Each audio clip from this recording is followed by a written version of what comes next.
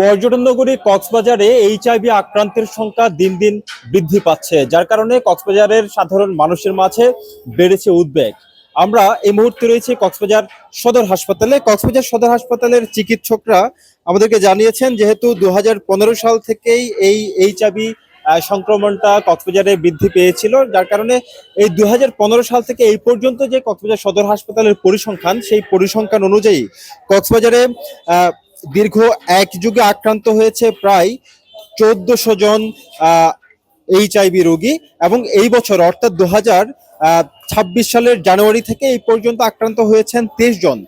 এইচআইভিতে যারা আক্রান্ত হয়েছেন তাদের মৃত্যুর সংখ্যা আমি একটু বলতে চাই, সেটি হচ্ছে 2015 সাল থেকে এই পর্যন্ত এক যুগে মৃত্যু হয়েছে দীর্ঘ 12 বছরে মৃত্যুর যে সংখ্যা সেটি হচ্ছে 279 জন, এবং তার মধ্যে 175 জনই হচ্ছে রোহিঙ্গা এবং 104 জন হচ্ছে স্থানীয় বা বাংলাদেশি নাগরিক বলে আমরা জানতে পেরেছি। এবং এই বছরে জানুয়ারি থেকে 2026 সালের এই পর্যন্ত 10 জনের মৃত্যু হয়েছে, তার মধ্যে 7 জন হচ্ছে রোহিঙ্গা এবং বাঙালি হচ্ছেন 3 জন।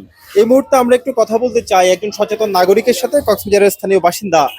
এই যে এইচআইভি আক্রান্তের সংখ্যা দিন দিন বাড়ছে, এই বিষয়টিকে কিভাবে আপনারা দেখছেন?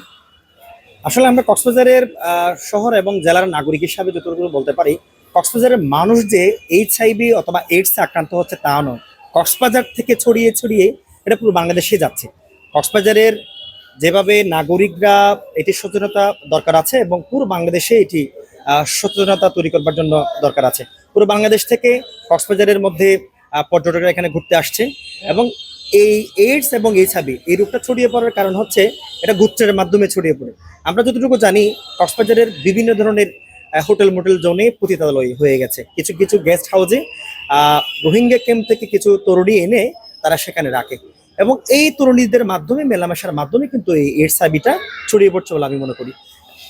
ধন্যবাদ। যারা এইচআইভি আক্রান্ত হচ্ছেন তাদের মধ্যে কিন্তু একেবারে রোহিঙ্গার সংখ্যা অনেক বেশি উদ্বেগজনক হারে বৃদ্ধি পেয়েছে। স্বাস্থ্য শিক্ষার অভাব এবং সচেতনতার অভাবের কারণেই কক্সবাজার আসলে এইচআইভি ঝুঁকিতে রয়েছে বলে বিশেষজ্ঞরা মনে করছেন। এক্ষেত্রে প্রতিরোধের প্রয়োজন স্বাস্থ্য শিক্ষা এবং সচেতনতা। কক্সবাজার সদর হাসপাতাল থেকে এটুকু ছিল, এখান থেকে সবশেষ খবর।